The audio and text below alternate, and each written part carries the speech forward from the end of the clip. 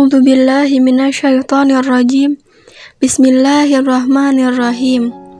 Di video kali ini, saya akan menjelaskan sedikit mengenai ma'rifatul insan. Sebelumnya, perkenalkan terlebih dahulu, nama saya Sifaul Jannah dari kelas C1 Akuntansi dengan nomor NPM 1022-1021. Berbicara tentang ma'rifatul insan, perlu diketahui, ma'rifatul insan terdiri dari dua kata, yaitu ma'rifat dan insan. Ma'rifat artinya pengenalan atau mengenal, serta insan artinya manusia atau diri sendiri. Oleh sebab itu, ma'rifatul insan diartikan sebagai proses pengenalan manusia. Proses pengenalan manusia dimulai dari bagaimana manusia diciptakan, untuk apa manusia diciptakan, apa saja potensi yang ada dalam diri manusia, serta apa saja yang ada di dalam jiwa manusia. Langsung saja kita ke pembahasan yang pertama, yaitu ta'rif al-insan atau pengenalan manusia. Sebelum lebih lanjut mengenai pembahasan manusia, alangkah lebih baiknya kita mengetahui apa itu manusia. Manusia adalah salah satu makhluk ciptaan Allah yang memiliki peranan penting dalam kehidupan di muka bumi. Manusia juga dipandang sebagai makhluk yang paling tinggi derajatnya dibandingkan makhluk Allah yang lainnya. Serta Allah menyuruh para malaikat untuk bersujud kepada Nabi Adam sebagaimana yang Allah firmankan di dalam Quran Surat Al-Baqarah ayat 34. Lantas, bagaimana proses penciptaan manusia? Proses penciptaan manusia Allah tuliskan di dalam Quran Surat Al-Mu'minun ayat 12-14. Unsur-unsur yang ada di dalam diri manusia. Ada 3 unsur penting yang ada di dalam diri manusia. Yang pertama adalah qalbu atau hati, yang merupakan tempatnya tekad serta kebebasan untuk memilih. Yang kedua adalah aklu atau akal, yang merupakan tempatnya ilmu. Dan yang ketiga adalah jasad, yang merupakan tempatnya amal. Manusia diciptakan oleh Allah ke muka bumi ini dengan mengemban 2 amanah. Yang pertama adalah untuk beribadah, sebagaimana Quran Surat Az-Zariyat ayat 56. Maka dari itu, tidak ada hal lain yang harus kita lakukan di muka bumi ini sebagai umat manusia, melainkan hanya untuk beribadah kepadanya. Amanah yang kedua ialah Allah menciptakan manusia ke muka bumi ini untuk menjadikannya khalifah, sebagaimana Quran Surat Al-Baqarah ayat 30. Ada 3 golongan manusia di muka bumi ini. Yang pertama adalah kaum munafik, adalah mereka orang-orang yang menampakkan dirinya bahwa mereka melaksanakan ibadahnya baik lahir maupun batin, padahal tidak sama sekali. Dan yang kedua adalah kaum musyrik, adalah mereka orang-orang yang tidak melaksanakannya sama sekali baik lahir maupun batin. Dan yang ketiga adalah kaum mukmin, adalah mereka orang-orang yang senantiasa taat dan patuh terhadap ajaran-ajaran Allah dan melaksanakan ibadah baik lahir maupun batin. Seperti yang kita ketahui, bahwasanya Allah memiliki sifat al-basar, yang artinya maha melihat. Oleh sebab itu, kita diciptakan ke muka bumi ini tentunya tidak lepas dari pandangan Allah Subhanahu wa Ta'ala. Oleh sebab itu, apa yang kita perbuat pasti ada balasannya. Balasan itu berupa surga dan neraka. Surga ialah tempat bagi orang-orang yang melakukan amal kebaikan serta taat beribadah kepada Allah Subhanahu wa Ta'ala, sebagaimana disebutkan dalam Quran Surat An-Nahl ayat 97. Dan yang kedua adalah neraka, ialah tempat bagi orang-orang yang ingkar terhadap perintah-perintah Allah, sebagaimana disebutkan dalam Quran Surat Al-Fusilat ayat 27 sampai ayat 28. Yang kedua, di dalam ma'rifatul insan ialah hakikatul insan atau hakikat manusia. Kita sebagai manusia harus bisa memahami hakikat dari diri dan kehidupan kita sebagai manusia. Hal ini penting agar manusia itu dapat bertindak adil terhadap diri maupun orang lain serta makhluk-makhluk lainnya. Hakikat yang pertama ialah Allah menciptakan manusia sebagai makhluk. Hakikat manusia sebagai makhluk ialah alal fitrah, yang artinya kita berada di atas fitrah atau kecenderungan kepada kebenaran dan patuh terhadapnya. Dan yang kedua adalah lemah. Manusia diciptakan dalam keadaan lemah, baik itu lemah iman, lemah kesabaran, lemah fisik, serta lemah dalam melawan hawa nafsu. Yang ketiga ialah manusia hakikatnya adalah bodoh, zalim terhadap diri sendiri, serta tidak mengetahui kemampuan dirinya sendiri. Dan yang keempat adalah fakir.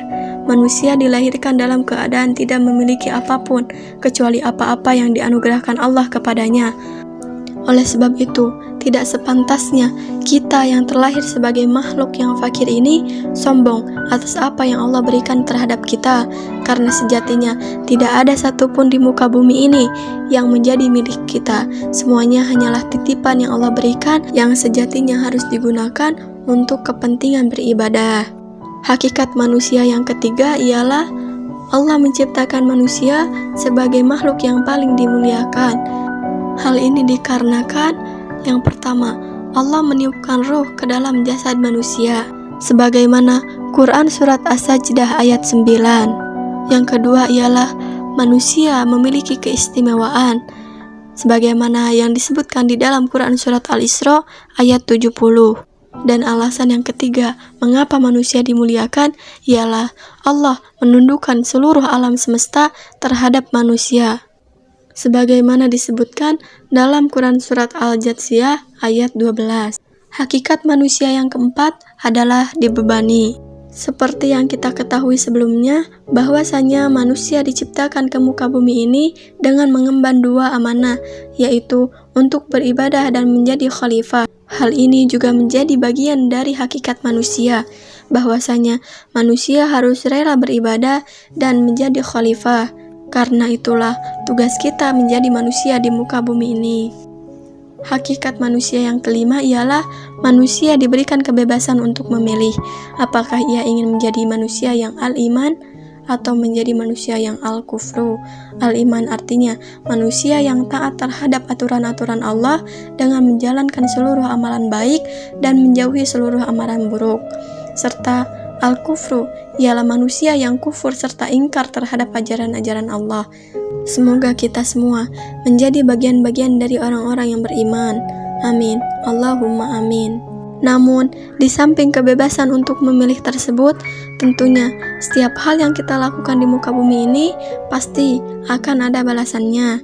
Seperti yang sudah kita ketahui, bahwasanya balasan atas apa yang kita lakukan di muka bumi ini terdiri dari dua, yaitu surga dan neraka. Kali ini kita akan membahas materi ma'rifatul insan yang ketiga, yaitu taqatul insan, yang artinya potensi manusia. Allah menciptakan manusia ke muka bumi ini tentunya dengan kemampuan dan potensinya masing-masing. Menurut KBBI, potensi itu diartikan sebagai kemampuan yang mempunyai kemungkinan untuk dikembangkan. Sedangkan pengertian potensi menurut Myles Munroe, kekuatan yang terpendam yang belum dimanfaatkan. Di samping itu, pengertian potensi menurut pandangan Islam ialah anugerah yang Allah berikan berupa kemampuan yang ada di dalam diri manusia. Lantas, apa saja potensi yang Allah berikan terhadap manusia? Di antaranya, ada 3 potensi yang ada di dalam diri manusia. Yang pertama, ialah potensi pendengaran, kemampuan untuk mendengarkan ayat-ayat Allah. Yang kedua, adalah potensi penglihatan, agar manusia dapat melihat betapa indahnya ciptaan-ciptaan Allah yang ada di muka bumi ini, serta kemampuan untuk menafsirkan sesuatu yang dilihat.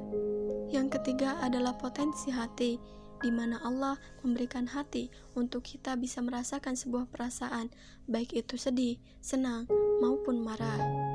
Wajib hukumnya kita sebagai umat manusia memanfaatkan potensi yang ada di dalam diri kita, tentunya untuk beribadah kepada Allah.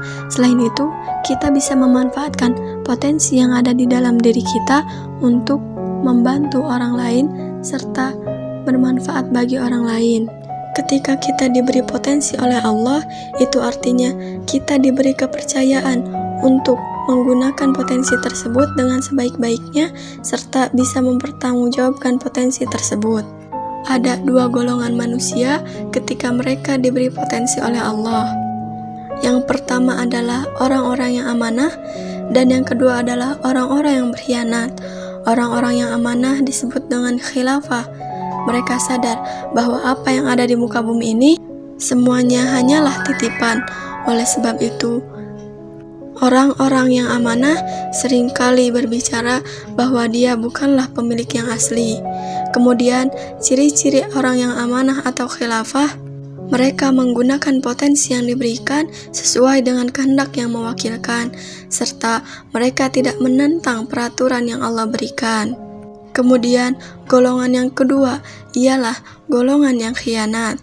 Manusia-manusia yang khianat ini Allah umpamakan seperti binatang ternak atau disebut dengan kal-an'am, kal-kalbi seperti anjing, kal-kirdi seperti monyet, kal-khasabi seperti kayu, kal-hijaro seperti batu.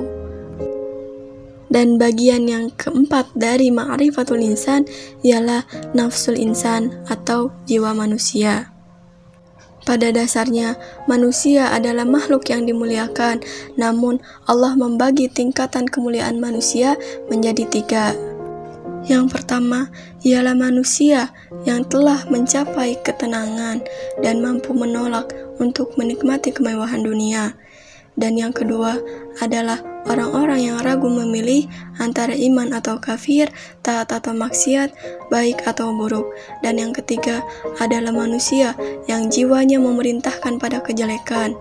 Semoga kita semua diberi hidayah oleh Allah untuk dijadikan manusia-manusia yang ruhnya di atas hawa nafsu, atau disebut dengan manusia-manusia mutmainnah. Sekian penjelasan dari saya. Mohon maaf apabila ada kesalahan. Wassalamualaikum warahmatullahi wabarakatuh.